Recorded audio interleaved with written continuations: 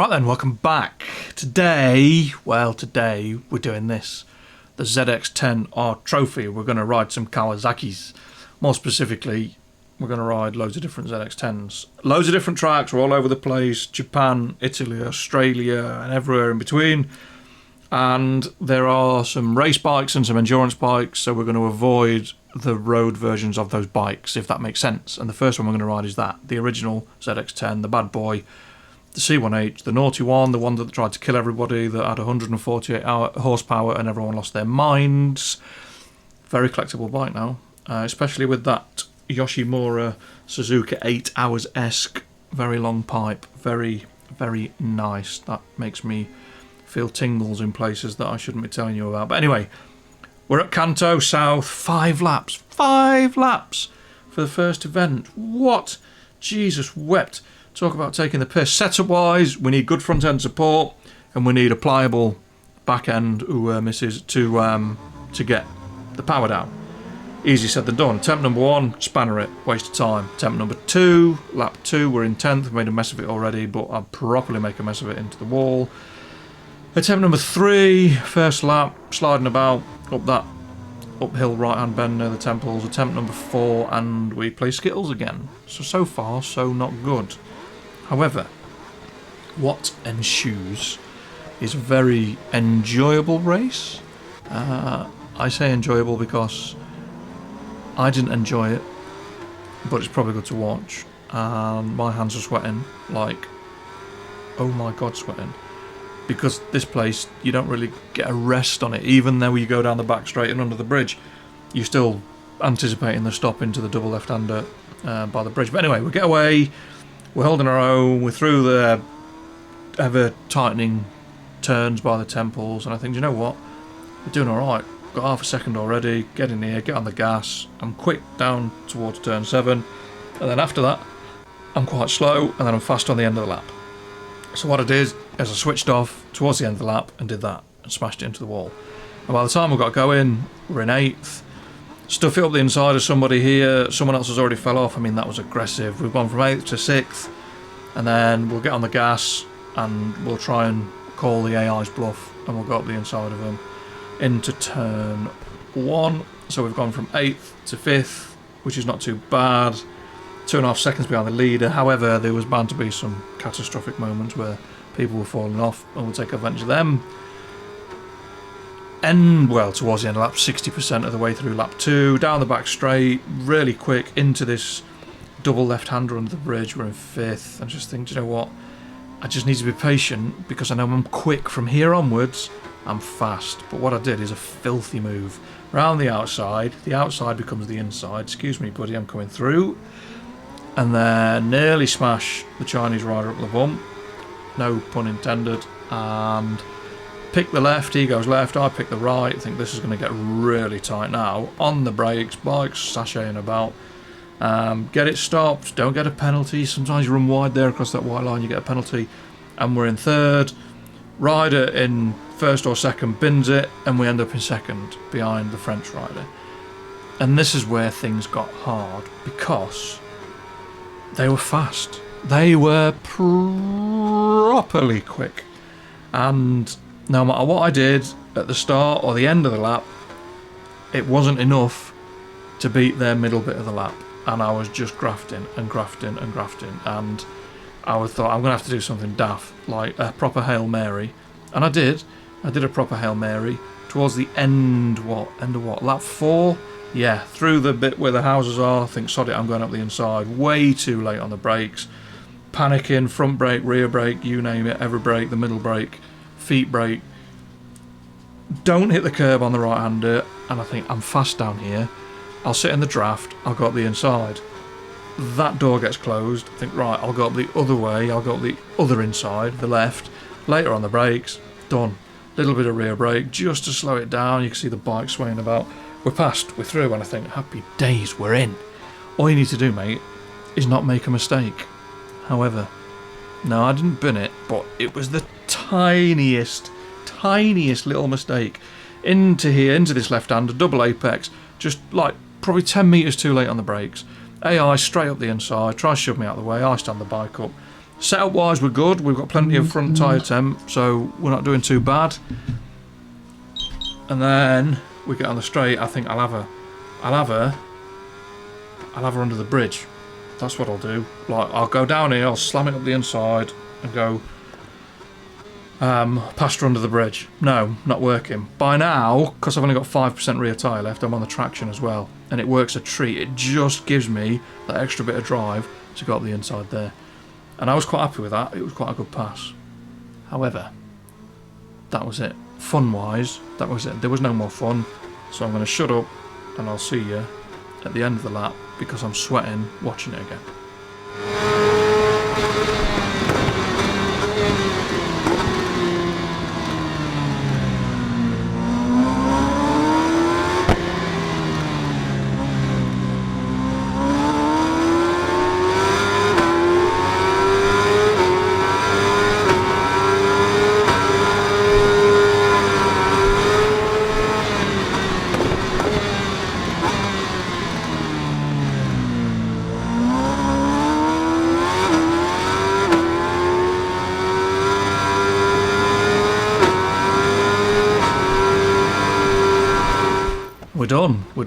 We're done. Well, that's race 1, and it was an absolute epic 15-minute job. So, yeah, it was, as starts to the event go, it was quite mental. But anyway, number 2, and I'm just having a look through the bikes because I'm like, right, if that's a 20 this and that's a 20 that, so 2008 and 2019, we're going to avoid them models because that's the race bike and the endurance bike. So that's what we're going to do. So Time Attack Mugello in the pissing rain, we're going to use that. The wheelbarrow. Now, I don't know whether people call them the wheelbarrow or not, but they look like a wheelbarrow, especially with standard exhaust on them. They look absolutely awful. Not a good redesign for me. I know they were going for Ram Air, and I know they were trying to homologate things for World Superbikes and stuff like that, but it wasn't a very successful redesign. Still a nice engine on it, though. And we're at Mugello. So it's pissing down with rain, needed 157.6. Now that's going some in the rain on a non-race bike. That is really going some. And I didn't quite know what to do with the setup. Again, similar to Kanto, it's all front end Mugello. Good front end, like you can trail brake through the corners, you can carry loads of speed. I just thought, I'll just go a similar setup. Attempt number 1, nowhere near. I say nowhere near. We need 157.6. I think we did it in a 157. So I missed it by 0.3 of a second. However, that 0.3 of a second felt like it was a long way away. It wasn't like, it was like, oh, I know where I made a mistake, or I know where I went wide, or this, that, and the other. The biggest thing was running out of revs. So I had to extend the gears. So anyway, attempt number 2, down the main straight, move across to the left-hand side of the track, look for your braking markers, just there. Get on the brakes, down the gears, all the way down to second, sometimes first, depending on the bike you're on. Don't go mad on the brakes. The camber changes as you go through the corner. So stay to the right hand side, look for the curb on the right, tip it over, into the left, straight back across, be patient on the gas. Don't get on the gas too soon. Stay across to the left hand side, on the gas, diagonal the straight, look for the curb. The curb is your rough braking zone depending on what bike you're on and what conditions. You can carry speed deep into the corners on these. They're not like bang on 90-degree corners. You carry a bit of speed. Look for the curb on the left, downhill right-hander, Casanova, horrible corner that, don't get on with it. And then through Savelli, don't get on with this one neither. Always get on the gas too early and get the bike moving about. And then we've got Arabiat 1 and 2, be patient on the gas. The second one's tighter than the first, and it goes over the brow of a hill. So as you get on the gas, look for the curb there, a bit early on the brakes, but you get the idea. Just manipulate the braking point to the bike that you're on, through the chicane, and then this corner catches me out a lot because it's downhill and the camber's not very friendly. So in here we go, way too fast, way too quick, especially in the wet. The bike didn't want to stop. I was just using a bit of rear brake, patient on the gas because you've got a really fast left-right chicane. You don't want to run too wide on exit because you'll get on the curb and then it'll start all sorts of weird things happening. I got away with it then. And then we're into this last corner, downhill, left-hander, weird camber. It sort of gets steeper as the corner goes on. Don't get on the gas until you get to the end of that curb. Otherwise you'll run wide and you're going to be in the gravel or down the pit lane and doing all sorts of stuff, and then you've just got to keep it pinned. And in all honesty, I did not expect to beat that time by the best part 2 seconds. I don't even know how I managed to beat it by 2 seconds, because, well, yeah, close enough for 2 seconds for me. It just was not expected. I really felt like I struggled with that one, and I just tried to be patient and not get on the gas too early, and it worked. Anyway, onwards and upwards. Yes, one of my favourites, Phillip Island, the island of Phillip. We're avoiding the 2008, so we're not going to use that. And then the 2019 have got a race bike, I think an endurance bike as well. But anyway, so we're going to avoid them. So that leaves one contender. We're going to use that. Now, that model of ZX-10 is when the ZX-10 got very serious. I don't like that colour scheme, too much white. A Kawasaki should be green or black. You can have a few colours on it. It says the man with an orange Kawasaki. However, it should be green or black. That's it. That's just how it is, green or black. So we're going to ride that. Sounds mega. I don't know how. Setup-wise, again, it's another front-end track. All the tracks are very similar. They need a good front end and a back end that gives you good traction. I just went with my gut feeling. I was like, that doesn't feel quite right. That does. And what I ended up with was a bike that had unbelievable rear traction, to the point where it would lift the front wheel off the floor a couple of times on acceleration. But attempt number 1, through the hay shed, we get off at a vast rate of knots, no good. Attempt number 2, lap 4, hairpin back bottom of Lukey Heights, we run wide on the grass and spanner it. Attempt 3, we're just not fast enough, nowhere near. Didn't really have, I think I ran on wide once at Honda hairpin, didn't really have any massive moments. However, it wasn't like it was, I'm doing it again, because the races were just mega. The AI were fast, and it was a proper ding-dong. And attempt 4, I got in the lead and never lost it. I was absolutely odds-on for an absolute barn burner of a race where the AI passed me, I'm past them, and it just did not happen. It just did not happen. The bike was very good. I really enjoyed riding this. You'll see, as I'm getting on the gas, it's just taking a bit of attitude. The rear of the bike is steering it through the corners. Watch for the bumps through stoners, just there, yeah. If your bike's spitting you off at that corner, lower your preload and replace it. If you go 2 clicks of preload down, go 1 click of rear spring hardness and dampen and rebound up, and it'll just absorb that bump a little bit better. If the bike's too stiff, it will spit you off. But the bike's fast. It is properly quick. It's a bit understeery because I've pissed about with a preload, and I think I've gone probably 1 click too hard on the preload. But what I got was a bike that, when I'm getting on the gas, is just sliding about no end. Over the top of Lukey Heights, get on the gas, expect the rear wheel to wave in the air, just bleed the brakes out a little bit as you get into the meat of the corner, flick it over to the left through turn 11. And I've mentioned it before, but the footage of Marco Melandri going through this corner on a MotoGP bike is unbelievable. He's one-handed, smoke pissing off the rear tyre, giving it the big V for victory. What a ledge.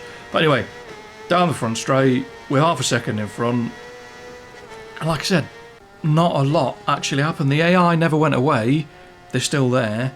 We're on lap 5, and well, yeah, we've got a good bit of tyre left. The tyre temperature is pretty much perfect. The front's getting a bit warm, but we've come through some really front-endy corners, so we can forgive it a bit of that.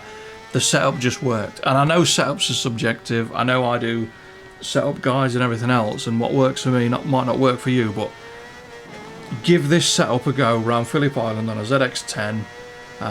Engine braking, I think, was 1, traction control 0, and anti-wheelie 1. What a bike. It just worked. It just absolutely worked. I mean, we set the fastest lap by the best part of 2 seconds. But yeah, I like Phillip Island. I really like Phillip Island. And that bike around Phillip Island was absolutely immense. I'm going to take that setup to UMC and see if it works there as well. But that's another story. We digress. But anyway, number 3 done. Phillip Island, we smashed it. Number 4, we're going to Road Atlanta. Yeah, Road Atlanta on the shitty MotoGP circuit, motorcycle circuit. And we're using that 2019. Much better colour scheme. Little bit of white, little bit of black, plenty of green. Looks mega. Looks absolutely bob on. Sail-wise, Road Atlanta, the tyres, especially the front tyre, struggles for heat. If you're struggling for heat in the front tyre, drop the preload down a bit, run a soft tyre and see where you're at, and then just move your spring rate around the tyre depending on how it feels. If you're riding off the front of the tyre all the time, up your preload, because sometimes it can be too soft. Attempt 1, we wheelie the bike, we go off the back. No good. Setup just not quite right. And this bike is aggressive. Oh my giddy aunt, it is an absolute monster.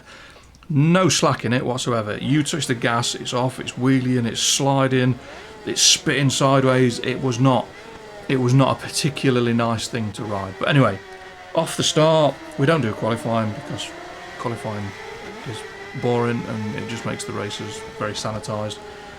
Up to 6th, little bit of argy-bargy, riders fighting over each other, going off, and watch this bike up this hill. It is all over the shop, spiky. Get on the brakes, the back wheels off the deck. Get on the gas, the front wheels off the deck. Fighting with one of the American riders, just can't get past, and then on the gas down the hill.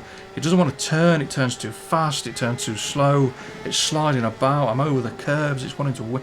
It is just fighty. I mean, it's working so far, the tyres are warm, but it is not the easiest thing in the world to ride. I was really looking forward to the 40-minute endurance race at Suzuka, not. But anyway, back end of the circuit, double right-hander, turn 7 and 8, down the back straight, I mean, just wheeling constantly.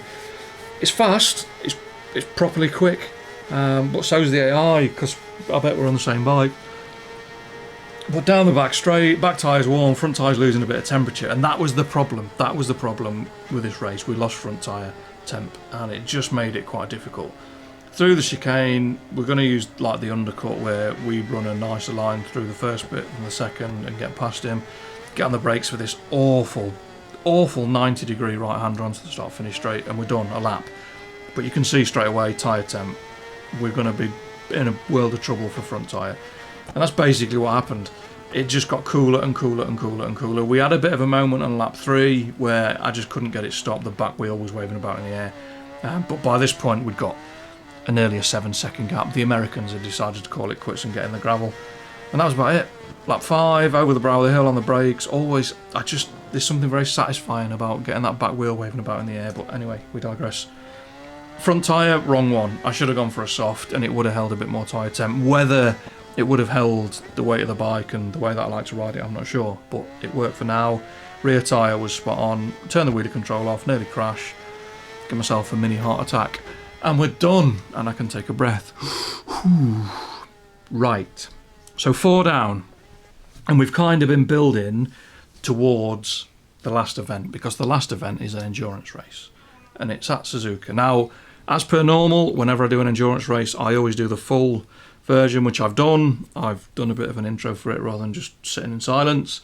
And Suzuka, we always seem to end up at Suzuka. Why Suzuka? Why not another track with a pit lane? I don't know. But anyway, we're going to use that. 2008 ZX-10R, a proper Suzuka 8-hour bike. Long pipe, headlights, nice colour scheme, just a little bit of filth. And was it a hard race? Yeah. But not because the bike was misbehaving, because the AI were playing mind games with me. So again, setup-wise, I kind of anticipated needing to use a different set of tyres after the pit stop, because we're going to race right through the night, through to the morning when the sun comes back up. So I thought I'll need a tyre. I'll need the choice of moving to a harder or softer tyre depending on how it's behaving in the middle of the night. Turns out medium was wrong. What I should have done, he's gone soft on the front, medium on the rear, but we'll cover that at the pit stops. So 9 PM, 2100 hours start, I think it was, 40 minutes. We're at the back of the grid because we don't do qualifying, and it's a while since I've done one, and I felt a little bit nervous. I thought, just ride round, you're faster than all of them, it doesn't matter, just don't make any mistakes. And that was genuinely my plan going in, was standard fuel map, ride round for 20 minutes, go in the pits, see where I am, and then deal with the back half of the race as I needed to. So off the start, normal argy-bargy through turn 1 and 2. We only lost one rider though, not 5. and I got on the gas and forgot that I turned the wheelie control off on the last race and nearly went over the back. My bottom started to do twitchy things when the front wheel started to come up, but we got past. We're in 8th. I've turned the anti-wheelie back on. We're running engine braking 1, I think it is. Might be 2. I might have to turn it down at some point to 1, and a little bit of traction control. And I was quite happy to sit in and just not do anything daft. And within 5 corners, I'm stuffing it up the inside, going around the outside of people, just thinking I'll just get to the front and lead it from the front, because you can't lead it from the back, can you? And just stay out of trouble. Standard fuel map. We're not doing anything daft. We'll take stock at 20 minutes and see where we are. Now, was it Nakano or was it a different Japanese rider? I don't remember. We ended up behind a Japanese rider, and the Japanese rider was fast, like really fast. And after the pit stops, I could not get anywhere near him. But for now, we're working our way through. We're in 6th, coming to the spoon curve, double apex, left-hander. That is a naughty move to say I want to stay out of trouble, forcing people out wide and down the straight. And then we're getting into, is it 130R? I think it's 130R, isn't it? 130R, the really fast left-hander, and then we're in the chicane. And I kept getting the braking point for the chicane wrong because we're not on the motorcycle circuit. We're just on the Grand Prix circuit. So there's no shitty chicane after the hairpin halfway around the lap. And we're on the first chicane here. So the first couple of laps, it wasn't too bad. I managed to time it quite well. We're up to 4th. We'll get past this. Is that Czech? I think it's a Czech rider, isn't it? It could be something weird like Venezuelan, I don't know. But I think it's Czech. So we're up to 3rd. It's Izumi, that's the Japanese rider. But anyway, we're up to 2nd because the person that was in 1st has just binned it. And that's how it stayed. And then the Japanese rider binned it. And we're on lap 4. The front tyre, look at the state of that front tyre. Stone cold, awful, no feel through it whatsoever. Just absolutely stone cold. Come out under the bridge, round that 90-degree right-hander, get on the gravel and spits me off. And we go from 1st back to 8th. And it was just like, why? Why couldn't I just be sensible? Why do I have to be daft things? Why do daft things? Why do I have to try and push too hard? Because now I've got to do it all again, and the gap to the lead is 3.7 seconds, and I'm running wide on the curbs, and I'm getting penalties, and people are crashing, and we've gone from 7th to 5th, and it was just, it became one of those races where I was just trying to stay out of trouble, and then the AI doing that, stuffing it up the inside, and then trying to stuff it around the outside, and just touch my back wheel and knock me off. And I'm not saying they do it on purpose, but they're an AI, and they know where they're going, and they know where I am, and they don't seem to give you any quarter when you go the inside of them. So there's obviously something in the programming. And then we get 3rd, then we get 2nd, because people just can't get through turn 1 without crashing. And that's how it stayed till lap 8, end of lap 8. He's got 28% fuel left. 28% fuel left, right? Which is only, what, 12% less than me. Well, I say him, they, and they go in the pits. And I was like, what? That can't be right, surely. And I was like, what? And I'm doing the maths in my head thinking, well, I'm on standard fuel, I've got 39%, nearly 40%. I'll run out of back tyre before I run out of anything else. And that's what happened. I knew I was going to run out of back tyre. So I thought, well, at 20 minutes, as soon as I go below 20 minutes, the next time past the pits, I'll go in the pits, because then I've got the best part of 20 minutes to work out what I'm going to do. Because that AI rider going in the pits early threw me. It absolutely threw me. They weren't low on fuel. They could have got at least another 2-3 laps in there before they did anything. We've gone to soft because the front tyre's stone cold, and we'll go medium again on the rear because it's lasted the 21 minutes that we've gone, and we'll go full tank of gas. Come out the pits, and I am miles behind. I am miles behind that Japanese rider that went in the pits at 23 minutes, to the tune of 8-9 seconds. And I can't quite work out why. It's not like I've been doing slow laps. It's not like I've been crashing. And it took all the way to lap 17. The sun's come up, it's a brand new day, and it took to lap 17. There's what, 2 laps left? We're doing 2-minute 3, so there's 2 laps left. He goes in the pits again. It's like, what? So I've been grafting, riding around, panicking. The bike's a pig with a full tank of fuel in it as well. The tyres are alright, the setup's not quite right. I've been running power mode. And I'm like, what? And he was like, you're joking. So I didn't have to worry about it. I could have gone steady, although we're only 7 seconds up the road from the Italian that's in second place now, and that's pretty much how it was. It's a good watch because of the graft I'm putting in. It's just consistent lap times. There's a couple of times I've run on and make a few mistakes, but it's just one of them sweaty palmed, I'm gonna have to do this again endurance races, and it was a bit of a letdown when it turned out that that wasn't the case, and I felt a bit deflated. But it's done. It's a gold medal. It's done. All 5 are done. Event wise, fantastic. Absolutely fantastic. I mean, I've put it down as a DLC. I think it is a DLC. I'm sure it's a DLC, the ZX-10 pack. Absolutely mega. I will be doing some of them races again on the different bikes, especially Phillip Island, and probably the Kanto one as well, because it was a hard race. It pushed me. So that's done. Thank you very much for watching. I really appreciate it. Don't forget about the full length endurance race.